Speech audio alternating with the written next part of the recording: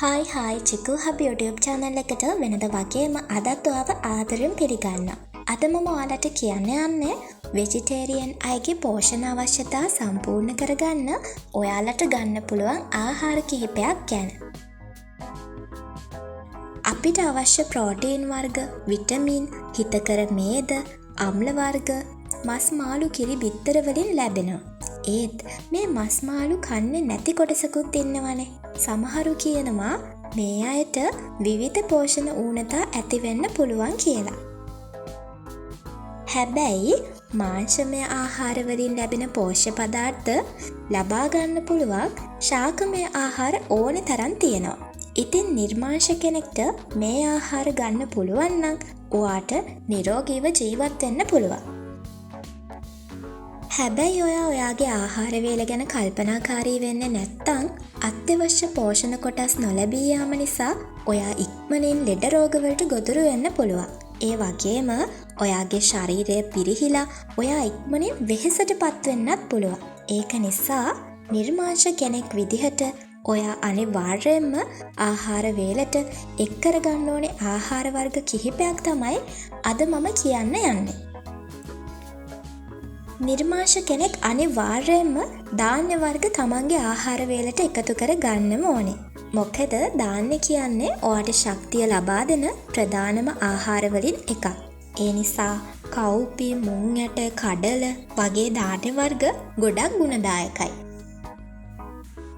මීට අමතරව කජු, රට කජු, අලිගැට පේර වැනි හිතකර මේදය අඩංගු වන ආහාර වර්ග ඔයාගේ ආහාර අතරට එක් කරගන්න ඕන.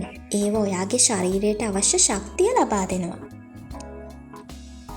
ඒ වගේම යකඩ බහුල ආහාර, විශේෂයෙන් නිවිති ඇතුළු පලා වර්ග, කොළ පැහැති එළවලු දිනපතාම ඔයාගේ ආහාර වේලට එක් වෙන්න ඕනේ. එහෙම නැති වුණොත් ඔයාට ඉක්මනින් පෝෂණ ඌනතා ඇති වෙන්න පුළුවන්.